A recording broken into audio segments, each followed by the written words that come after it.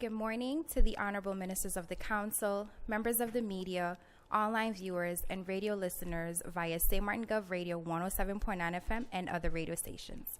I'm Rolika Roach, and welcome to the Live Council of Ministers press briefing for today, July 4th, 2018.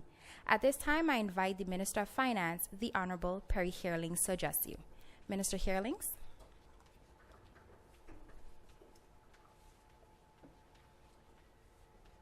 Thank you very much. Good morning to my colleagues. Good morning to the members of the press and all who are present here.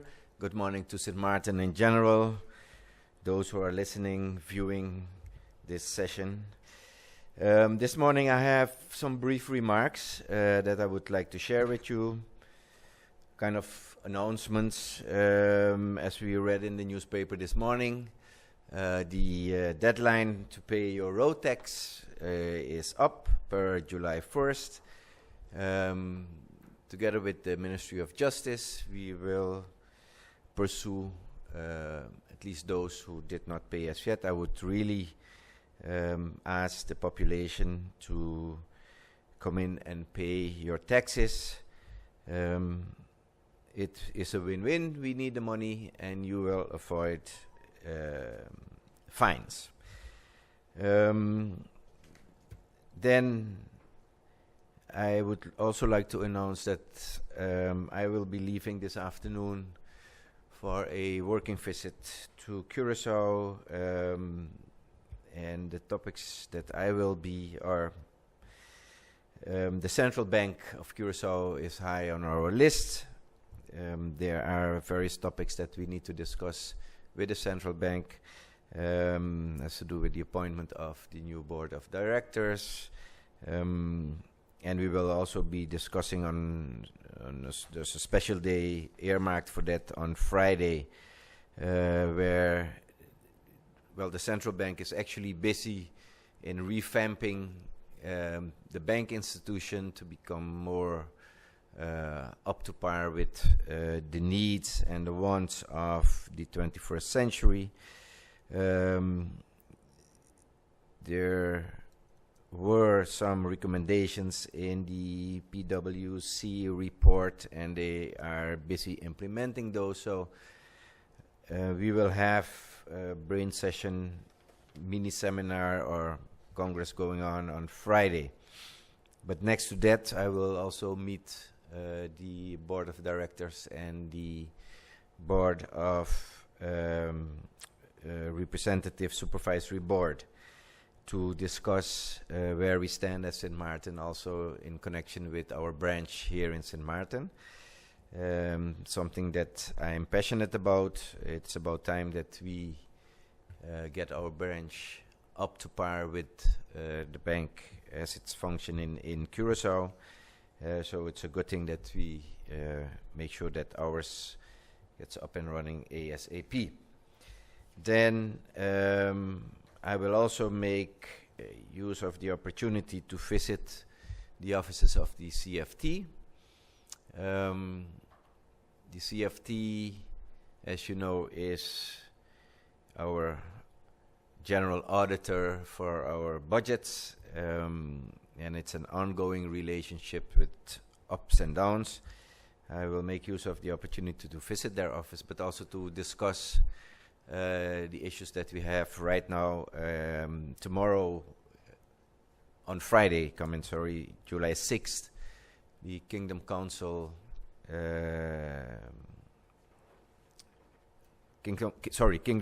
of Ministers meeting will be held in The Hague, and one of the agenda points will be the liquidity support for the first quarter of 2018 for St. Martin, based on an advice of that same CFT.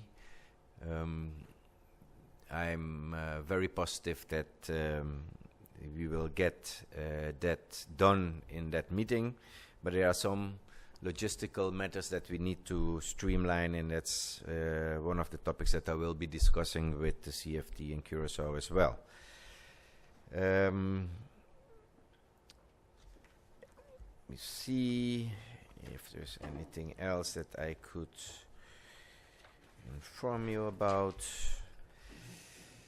And furthermore, on my trip to Curacao, I will be discussing with some experts the revamping of our tax department and all that we need to do for this tax department. I mean, we have plans, of course, for a complete new building, but that is secondary. But mainly, it is to clean up our data, our klantenbestand, as we say, and make it a more favorable environment to work and get the compliance of our customers, the taxpayer, going on a higher level.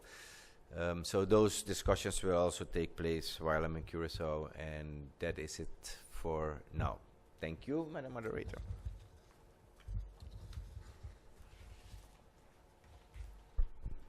Thank you, Minister Herlings, for your opening remarks. At this time, I invite the Minister of Tourism, Economic Affairs, Transport, and Telecommunication, the Honorable Stuart Johnson, to address you. Minister Johnson. Good morning, people of St. Martin, of course, members of the press, good morning to you as well. And of course, by extension, good morning to all viewing via social media. This morning, as Minister in charge of TIAT, I would like to make it very clear that for the Ministry of TIAT, I'm suspending all travel at this time unless vital for the economy and the ministry itself. When we take a look around St. Martin at this time, and we continue to see there's things that we need to fix in our local economy, things we need to fix as a destination, I believe it's of paramount importance that at this time, all travel within the ministry is suspended unless deemed necessary for the economy.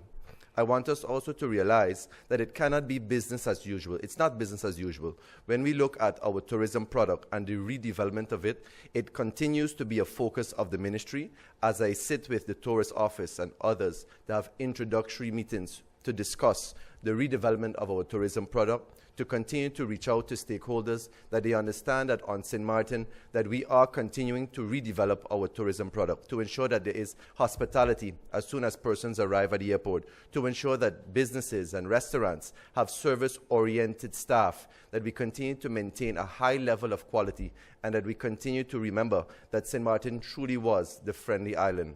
This week, I also have planned a series of introductory meetings as well as meetings with different stakeholders, both large and small-scale hotels. That is, again, part of the tourism product development. I look forward to those sessions going well. Thus far, I've met with the Oyster Bay Resort and DV Resort. I have also planned for this week is the Maho Group, as well as being able to meet with the airport and harbor, respectively. In addition to that, in the past week, as all know, I have met with the St. Martin Carnival Development Foundation. Rooted into the governing program of this coalition is the 50th celebration of Carnival. So that, again, is in line with the governing program. And, of course, I look forward to the entire ministry, the entire public of St. Martin, understanding that at this time, for the Ministry of TIAT, it is not going to be business as usual. And the reason for suspending travel at this time is because we really have to address our local issues. I intend to meet with the Nature Foundation to address the sawgrassism that is affecting our island, to get not only a full understanding of what we can do as a nation to address the problem, but more so to ensure that the Nature Foundation, in collaboration with this ministry, understands that a partnership is of vital importance. So we'll continue to ensure that we have that strong connection going forward. So at this time, I would like to thank the public of St. Martin, and I look forward to any questions from the press, and thank you once again. Thank you, Minister Johnson, for your opening remarks. At this time, I invite the Minister of Public Housing, Spatial Planning, Environment, and Infrastructure, the Honorable Miklos Gietersen, to address you. Minister Gietersen.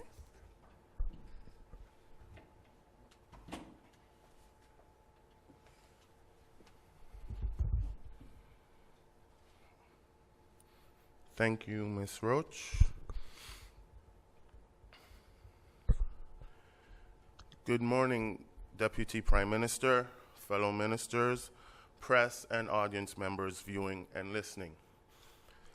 Some time has passed since my last press briefing, as I have been very busy working for and representing the people of St. Martin. Of course, I try to make it to every press briefing to give an update, but unfortunately, that is not always possible. Last week, I was once again entrusted with the immense task of being your Minister of Public Housing, Spatial Planning, Environment, and Infrastructure. I am humbled by the belief and confidence placed in me, and I look forward to working along with the other ministers of the Romeo Marlin II cabinet. I welcome new colleague ministers, Minister Smith, Minister Geerlings, and Minister Johnson, and I look forward to continuing and further expanding on the very important work entrusted to this council. I would like to thank outgoing Minister Ferrier for his work, ideas, and dedication to this great country in the last 5 months, and for the great advice given to me. My briefing for today is as follows. Last night, after about a month and a half of no incidents, flames erupted once again at our local landfill. I know that my fellow St. Martin people are suffering from this, and believe me when I say the Ministry of Romy is diligently working towards solving this problem for good. The fire department was on the scene, and it has been reported that the fire is now contained. Since June 8 and up to this point, World Bank hired consultants, EE&G, have been executing assessments for the procurement report on the landfill, which should be submitted to the World Bank for procurement in August. This will lead to the release of granted funds to help solve our landfill issue. In other updates, works will begin shortly on the patching of several key roads, namely the Corralito Road, L.B. Scott Road, Sucker Garden Road, Union Road, and Bishop Hill Road. Works will begin within the coming days and last for approximately 2 weeks. We ask motorists to please pay keen attention as they are driving along these routes. Also, the annual hurricane season cleanup campaign continues, whereby the various waste haulage companies on the Dutch side will continue to be in the districts for the next few weeks, specifically picking up materials that they might not normally have picked up, such as large debris, refrigerators, stoves, old furniture, etc. Car wrecks will also be picked up in the coming days. I urge residents to take note of the schedules for the respective districts and make use of this opportunity to do a general cleanup of their property in preparation for the season. Please pay attention to the specific dates for your district and only place your items out on the day indicated. The schedule can be found in the bulletin board section of our local newspaper. It is also on the government's webpage and Facebook page, as well as the Facebook page of the Ministry of Romy. The Sawgrass seaweed cleanup is also in the preparation phase. Next, I would like to report on my most recent trip abroad, representing St. Martin at the Resilient Infrastructure Forum for Latin America, the Caribbean, and Gulf of Mexico last week in the Dominican Republic. The forum aimed to bring together key stakeholders from the public and private sectors of the region in the hopes of creating a synchronized long-term strategy to combat challenges caused by natural disasters. Projects and investment opportunities were presented in key sectors such as housing, electricity and energy, water supply and waste treatment, telecommunications, transport, education, and health. The forum featured plenary sessions to address major issues and opportunities. Public sector leaders presented needs from the private sector and proposed plans and projects for the development of resilient infrastructure. I was also able to visit exhibitions where developers in the field of technology showcase their equipment, materials, and services. I look forward to utilizing and applying the information, ideas, and inspiration gathered at this forum with the relevant departments in Romy. Lastly, I would like to inform the general public that in the coming days, the perimeter at the base of the flagpole on the Colby Hill will be barred off from the general public. This will be done to ensure that persons do not hurt themselves or damage property by being in areas they are not meant to be. I ask that persons respect these boundaries and our national flag, and also in consultation with the Prime Minister, efforts will continue to beautify this area. This concludes my press briefing for today. Thank you.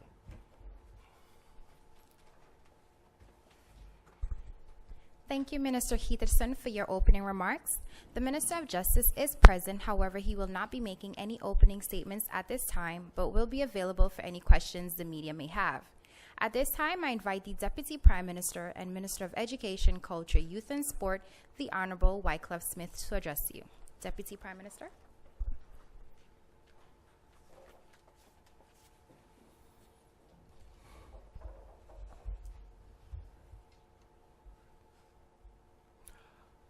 Good morning. It's a pleasure to be with you again to share some information about the Ministry of Culture, Education, Youth, and Sports. Good morning to the press, to my colleague ministers, to the listeners and viewers. I would like to say that I've been barely a week in office, and it has been pleasantly hectic and extremely busy. One of the things I would like to highlight is the Emancipation Day celebration, which took place on Sunday, July the 1st. On this day, the southern side of St. Martin celebrated Emancipation Day, 155 years since enslaved Africans on the Dutch side officially received their freedom on July the 1st, 1863. And what a celebration it was.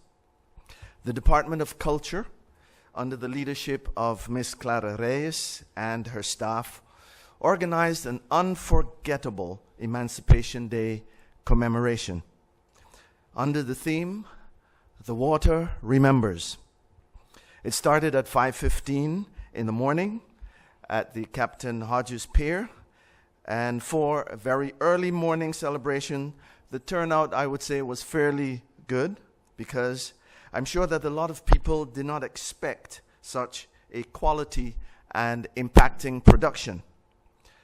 I would like to say to the parents and adults, make sure that your children get to see and experience an Emancipation Day commemoration. It is part of our history and our culture, and they need to know this. I said to Clara Reyes, this production was so good, it's going to be difficult for you to outdo it or surpass it. Her response was, I have a lot of creativity in my pockets, and my pockets are very deep. So with great expectation, we are looking forward to next year's Emancipation Day commemoration. And I want to thank the staff of the Department of Culture and all who participated and contributed to the success of The Water Remembers. While on the Emancipation Day celebration, let me also thank the Voices Foundation for organizing their annual cultural ancestral activities each Emancipation Day. The foundation pays respect to our ancestors and also honors the unsung heroes of today. It is another way of keeping our history and our cultural heritage alive. It was really a pity that more people, especially our children and our youth, were not present. And I definitely concur with the Honorable Prime Minister, who, during her speech at that time, pleaded that especially our school children should be made aware and be part of this historical and cultural event. As Minister of Education, the Emancipation Day events, as well as other historical cultural events, will be something I will be discussing with the Ministry of Education, Culture, Youth and Sports, and with school boards and with school managers. I have begun a very intensive set of meetings with the various departments and divisions that fall under this huge very huge Ministry of Education, Culture, Youth and Sports. As you may know, the ministry consists of 4 policy departments, namely Education, Culture, Youth and Sports. And these departments have an advisory function. They advise the Secretary General and the Minister of Education. There are also 6 divisions that fall under the Ministry of Education. The divisions of inspection, study financing, student support services, innovations in education, examinations, and public education, under which all the public schools on the island fall. And so from time to time, I will be giving you information about these departments and the executive divisions so that you, the press, but also the people, will be able to know where to go when they have questions or when they have problems. In last week's briefing, I also mentioned that I intend to put more emphasis on culture, youth, and sports, because education already is the biggest department as far as the budget, the staff, and the focus are concerned. And today, I just want to highlight the Department of Sports. I want you to know that the Department of Sports is more a policy department that drafts policies and laws and guidelines that govern the sports activities on the island. The executive branches of the sports functioning, they're done by, for example, the St. Martin Sports Federation and the National Sports Institute. And I can share a bit more about the sports, but I think it would be of more interest to let you know what's happening or going to take place in a few weeks from today. That is one of the highlights of the summer as far as sports are concerned. St. Martin will be represented in the Central American and Caribbean Games, or the CAC Games, as we call it. These games will be taking place from July 19th until August 4th in Barranquilla, Colombia. St. Martin will be represented by 7 athletes who will be participating in the aquatic, judo, cycling, and sailing categories of the games.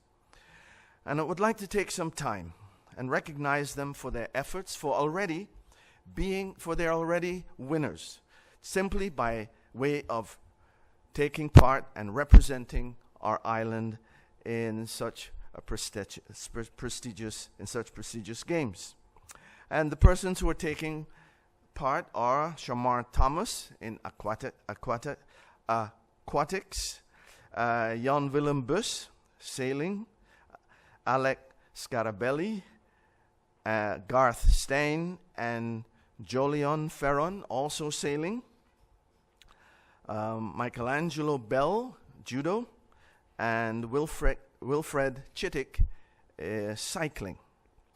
They will be accompanied by a sport delegation consisting of managers, coaches, technical coordinators, and a medical team, all of whom are qualified and stand ready to ensure that our athletes are prepared and taken care of during the games.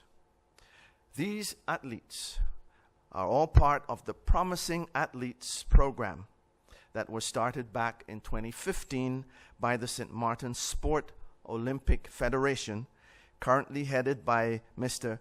Artwicht Bell. The program started with 100 plus participants with the purpose of training and identifying athletes to represent St. Martin in the CAC Games. Some 2 years later, these 7 athletes are the ones that displayed the necessary technical skills, and I dare say positive attitudes that allow them to be our sports ambassadors today. I congratulate the entire delegation and also the hard-working staff of the Ministry of Sports for a job well done. Our schools close on Friday for the summer holidays, and thanks to teachers, school managers, and school boards for completing a very difficult year. But you did it. And in a subsequent press briefing, I'll share with you the academic results for this year. This is all for now, and I'm ready to take any questions that you may have. Thank you.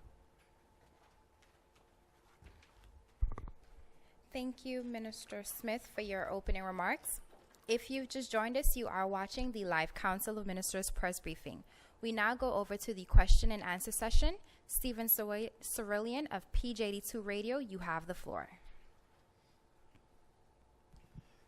Good morning, ministers.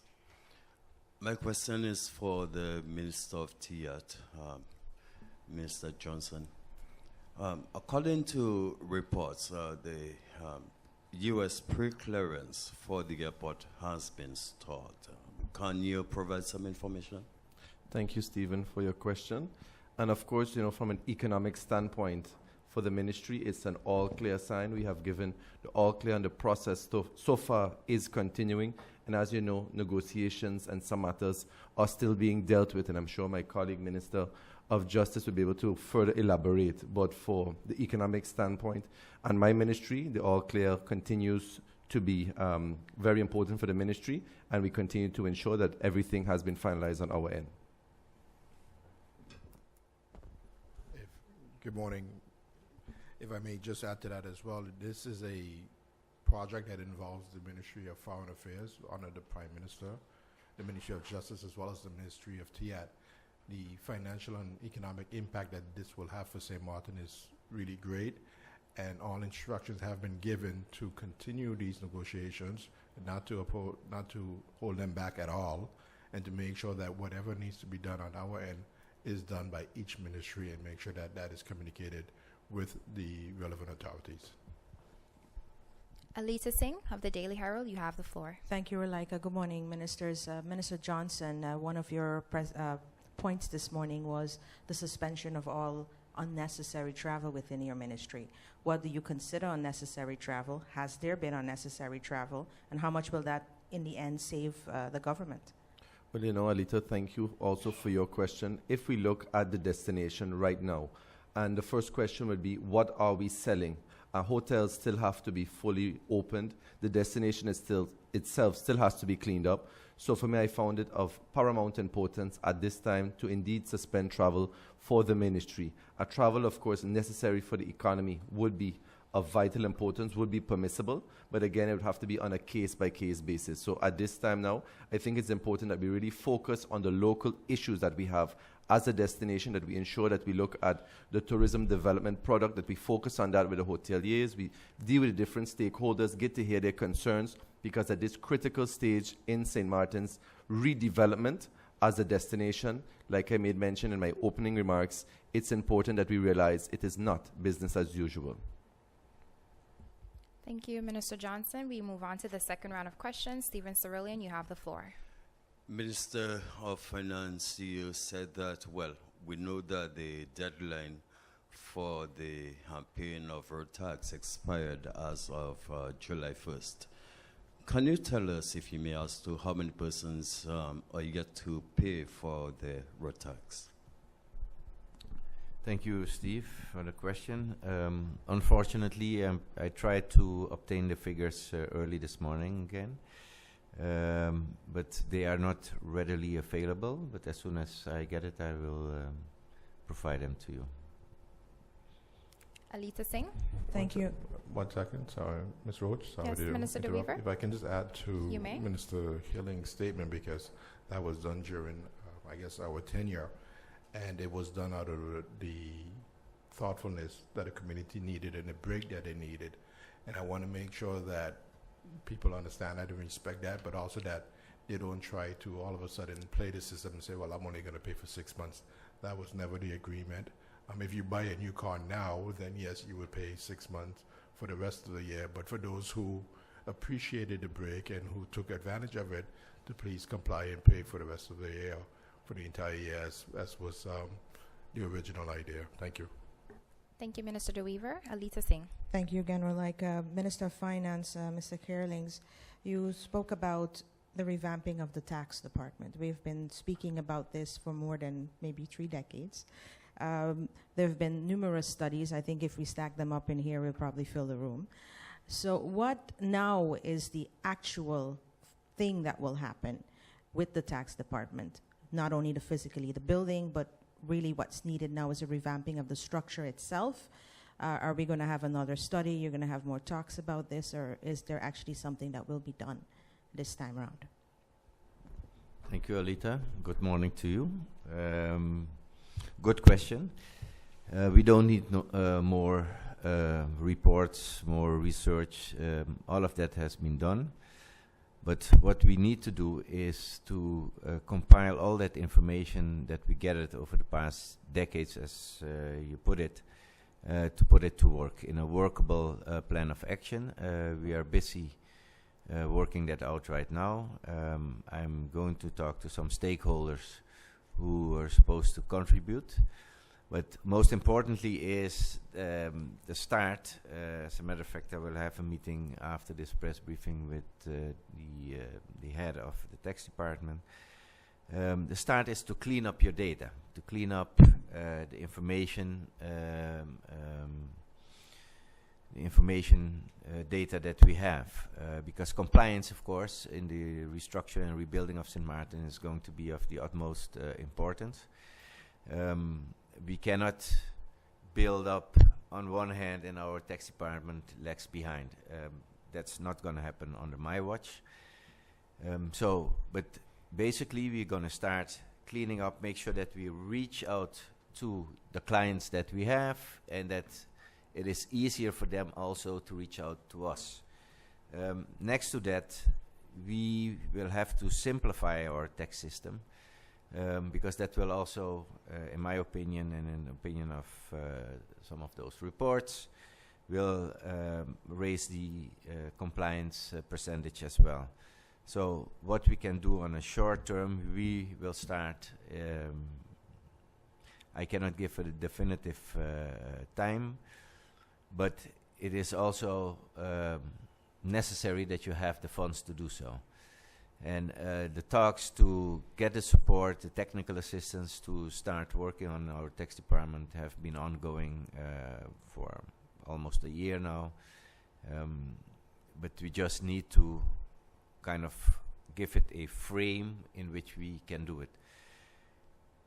The problem that I am facing right now is the financial burden that we have and make ends meet for the country. So you have to prioritize. Tax department is a priority.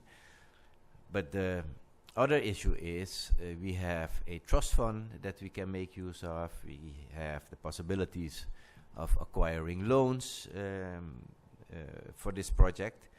And we are actually in both avenues and see which one can be realized ASAP. Because time is the problem that we have right now, and I think that's across the board in all the ministries that are relying on some help from the trust fund. It is very time consuming, but it is coming nearer and nearer and nearer, so that is the issue that we have at that right now. Thank you, Minister Heerlings. We now move on to the final round of questions. Stephen Cerulean, you have the floor. Mr. Gitterson, you indicated that the ROMI is working diligently to solving the problem at the dump.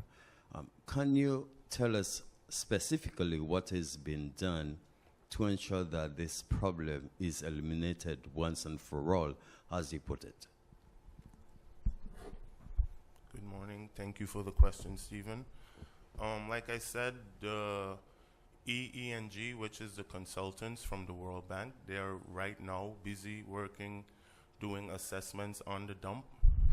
Right now, as we speak, they've been here since the 8th of June.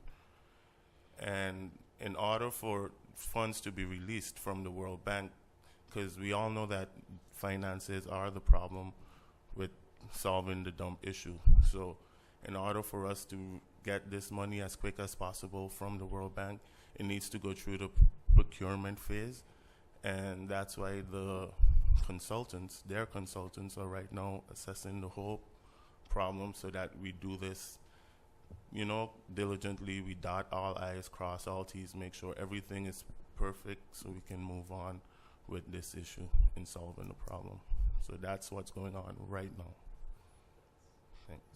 Thank you, Minister Heatherson. Alita Singh, you have the final question. Thank you again. We're like Minister of Justice, Mr. Cornelius De Weaver. A walk through Front Street will show that several of the monuments there are being repaired by local individuals who can manage it, and by I would hope government, because one of those monuments is the courthouse. Can you give an idea of what is happening with that historical building? It's a gateway into the country for tourism, etc., and even for residents. What are the plans? Is there money to fix it? When will it be fixed? Thank you, Ms. Singh. The Joint Court, we've met with them a couple weeks ago. They will be doing the repairs. Of course, the insurance also the settlement has to be finalized as well through government, and we're going to begin with the repairs, but they're going to start with the repairs from their own finances, and then government will reimburse them as we go forward. The timeline, I'm not sure, but I know we're supposed to start because I know they had secured what they used to call the old constitutional building, where the Joint Court sits now, because that has to be changed into concrete, make it a concrete roof, and the plans and all that had to be approved before they could start that construction. We're also looking at behind the courthouse and seeing what can be done there as well to enhance the entire area. Thanks. Thank you, Minister De Weaver. Honorable Ministers of the Council, members of the media, radio listeners, and online viewers, this brings us to the end of the live Council of Ministers press briefing for today, Wednesday, July 4th, 2018. For rebroadcast, tune in every evening at 7 p.m. on St. Martin Cable TV. For video on demand, log on to the official government's website at www.stmartingov.org. On behalf of the Department of Communication, I'm Relaika Roach, and do have a pleasant day.